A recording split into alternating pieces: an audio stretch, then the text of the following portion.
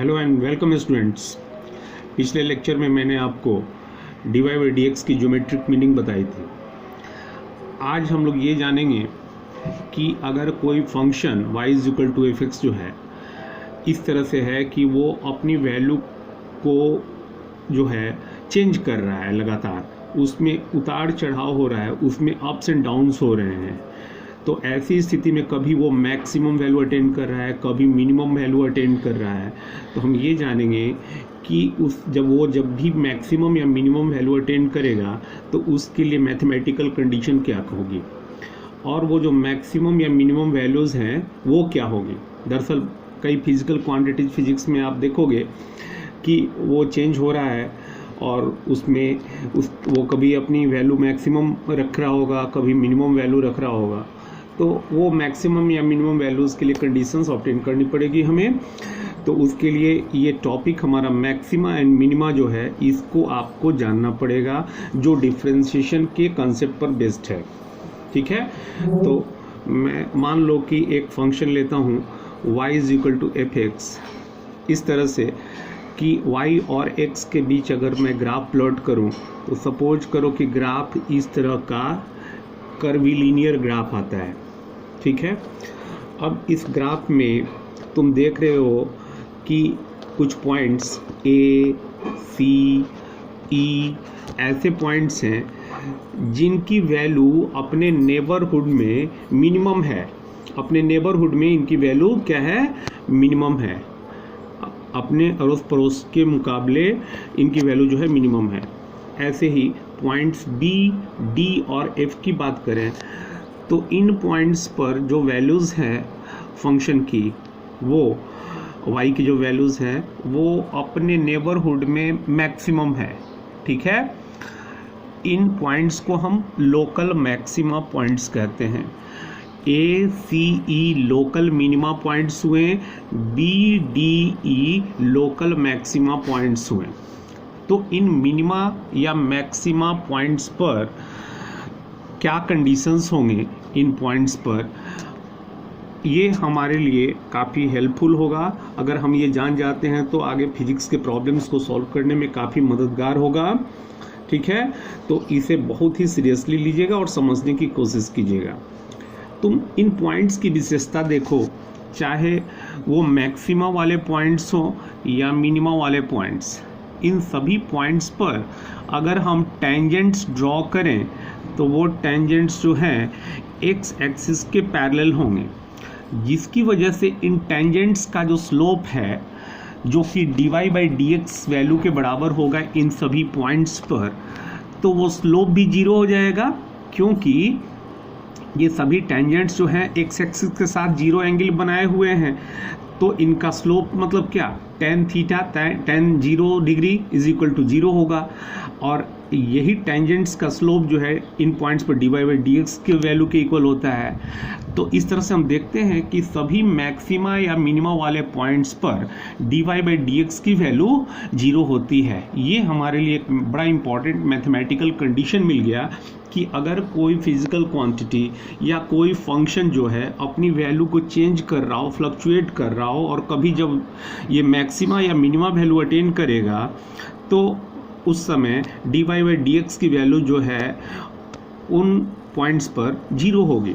ठीक है, ध्यान देना, मैक्सिमा वाले पॉइंट्स पर भी dy बाई डी एक्स 0 होगी, मिनिमा वाले पॉइंट्स पर भी dy बाई डी एक्स 0 होगी।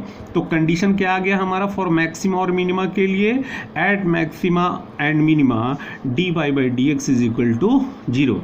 ठीक है, अब ये कैसे पहचानेंगे, सिर्फ dy by d x is equal to 0 अगर हमें कहीं मिल जाए, हमें पता चल जाए किसी पॉइंट पर, तो हम ये कैसे कन्फर्म होंगे कि वो पॉइंट जो है मैक्सिमा वाला है कि मिनिमा वाला है। क्योंकि मैक्सिमा और मिनिमा दोनों पॉइंट्स पर ही dy बाई डी एक्स की वैल्यू 0 होती है। ठीक है, हमें मान लो कि ग्राफ भी नहीं दिया हुआ है जो हम देख कर बता देंगे। ठीक है, हमें सिर्फ ये दे रखा है कि किसी पॉइंट पर dy बाई डी एक्स की वैल्यू 0 है। तो ये पहचानने के लिए कि वो पॉइंट मैक्सिमा वाला होगा कि मिनिमा वाला होगा, अब उसके लिए हम समझते हैं कि और क्या कंडीशंस होंगी। ठीक है, तो चलो इसी ग्राफ में देखते हैं। चलो इस पॉइंट C की बात करो। C के लेफ्ट हैंड साइड में हम एक पॉइंट कंसीडर करते हैं m और c के राइट हैंड साइड में एक पॉइंट कंसीडर करते हैं n, ठीक है। तुम जरा m पॉइंट पर देखो, m पॉइंट पर अगर हम टेंजेंट ड्रॉ करें तो तुम देख रहे हो कि टेंजेंट एक्स एक्सिस को इस तरह से कट कर रहा है कि इन दोनों के बीच की एंगल θ1 बन रही है, ठीक है। तो m पॉइंट पर जो टेंजेंट ड्रॉ किया हमने, उसका स्लोप जो होगा वो नेगेटिव होगा। क्यों? क्योंकि ये θ1 की वैल्यू देखिए, ये ऑब्ट्यूस है। अब इस टेंजेंट की स्लोप की बात करें m पॉइंट पे, जो कि m पॉइंट पर dy/dx की वैल्यू देगा, तो m पॉइंट पर dy/dx की वैल्यू tan θ1 के इक्वल होगी, और θ1 चूंकि ऑब्ट्यूस है, ऑब्ट्यूस एंगल है, इसलिए tan θ1 जो होगा वो नेगेटिव होगा, यानी कि m पॉइंट पर dy/dx की वैल्यू जो है वो नेगेटिव होगी। क्लियर है? अब c पॉइंट पर देखो, c पॉइंट पर तो तुम देख रहे हो कि इस पॉइंट पर बिल्कुल ही जो टेंजेंट है वो पैरेलल टू एक्स एक्सिस हो गया, तो यहाँ तो dy/dx 0 हो जाएगा।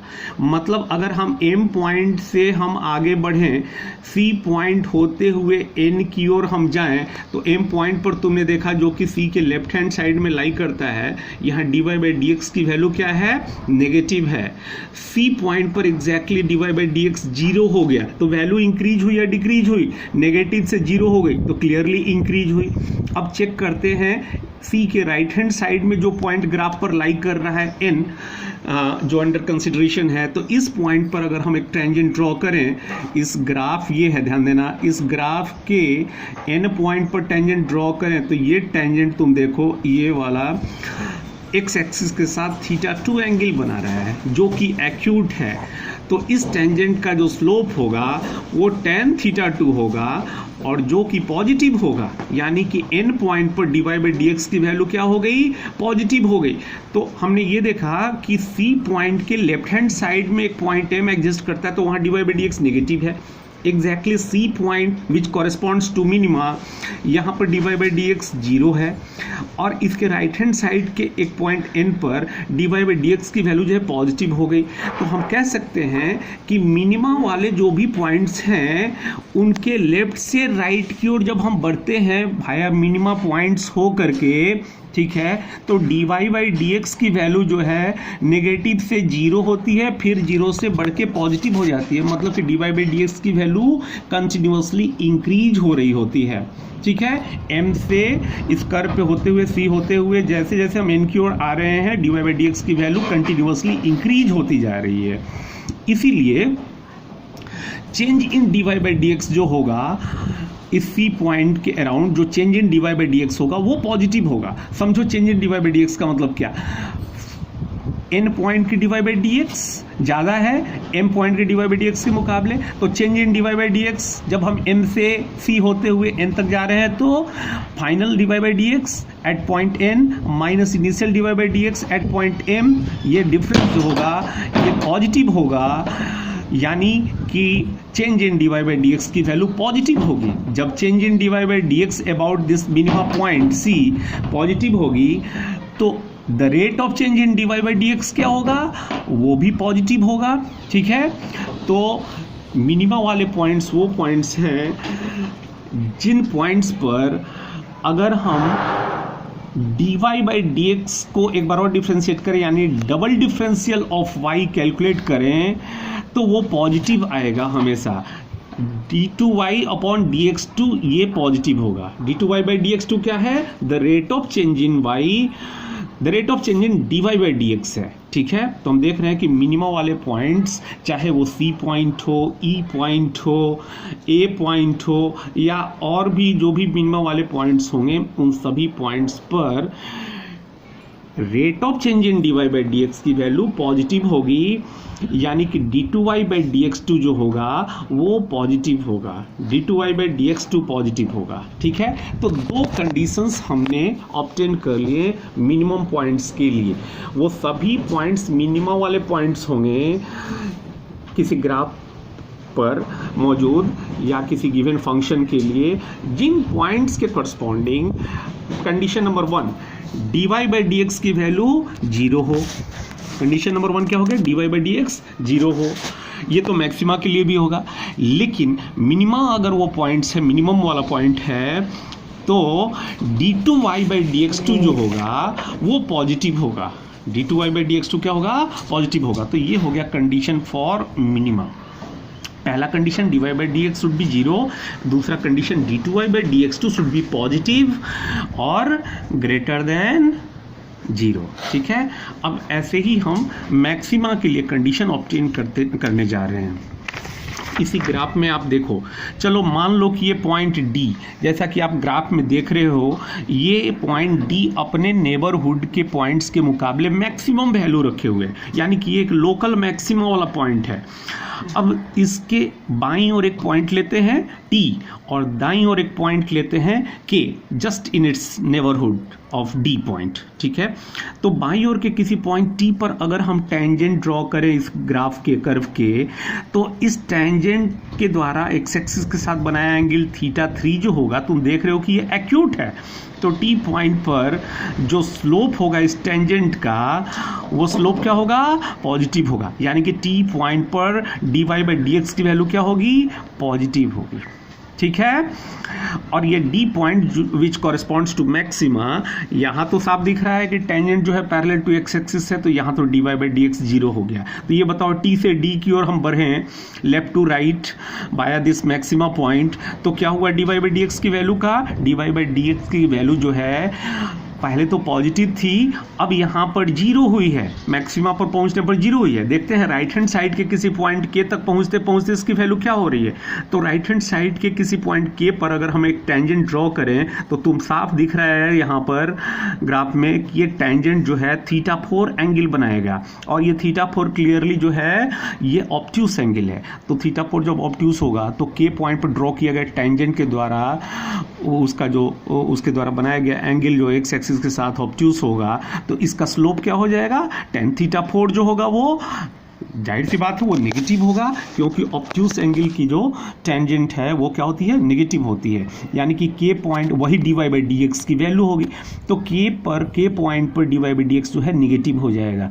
तो अब समझने की कोशिश करें, ये जो पॉइंट D मैक्सिमा के कॉरस्पॉन्डिंग पॉइंट है विच कॉरस्पॉन्ड्स टू मैक्सिमा, जो अपने नेबरहुड में मैक्सिमम वैल्यू रखे हुए है, इसके लेफ्ट से राइट की ओर जब हम बढ़ रहे होते हैं तो dy/dx की वैल्यू जो है पॉजिटिव से पहले डिक्रीज होकर के 0 हो रही है, फिर नेगेटिव हो जा रही है, यानी कि dy/dx में कंटिन्यूअसली डिक्रीजमेंट हो रहा है।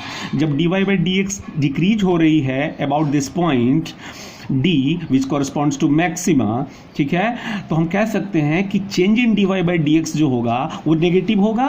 K पॉइंट का dy/dx माइनस T पॉइंट का dy/dx, ये हो गया चेंज इन dy/dx जो कि नेगेटिव होगा। क्यों? क्योंकि K की dy/dx कम है, नेगेटिव है, और T की पॉजिटिव है, तो चेंज इन dy/dx जो होगा वो नेगेटिव हो जाएगा। ठीक है, और जब ऐसा होगा तो rate of change in dy/dx का क्या होगा? मेरा मतलब d2y/dx2 का क्या होगा? तो rate of change in dy/dx जो कि double differential of y with respect to x कहलाएगा, या double derivative of y with respect to x कहलाएगा, d2y/dx2 कहलाएगा। ठीक है, उसकी वैल्यू इस मैक्सिमा पॉइंट के कॉरस्पॉन्डिंग क्या होगी?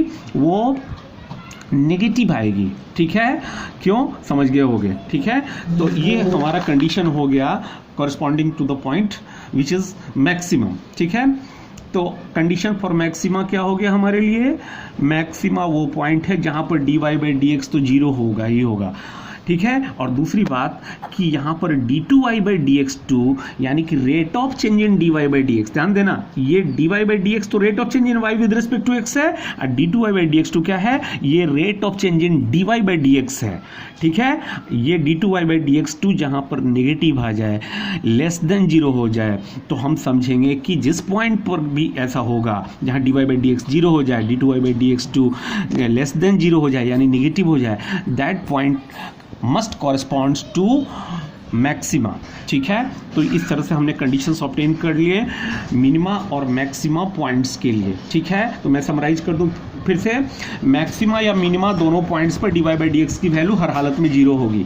अब मिनिमा वाले पॉइंट्स पर क्या होगा, double derivative of y with respect to x जो होगा, यानी d2y by d x to, यानी कि rate of change in dy by d x वो ग्रेटर देन 0 यानी कि पॉजिटिव होगा, और मैक्सिमा वाले पॉइंट पर double derivative of y with respect to x d2y by d x two जो है नेगेटिव होगा। ठीक है, इस तरह से अगर इस तरह से हमें किसी फंक्शन में किसी पॉइंट पर वैल्यूज हमें मिले, हमें dy बाई डी एक्स 0 हो जाए, d2y बाई डी एक्स 2 की पॉजिटिव और नेगेटिव होने का पता चल जाए, तो हम बड़े आसानी से उस पॉइंट के बारे में प्रेडिक्ट कर सकते हैं कि whether that point corresponds to maxima point और minima point, I mean local maxima और लोकल मिनिमा पॉइंट। ठीक है।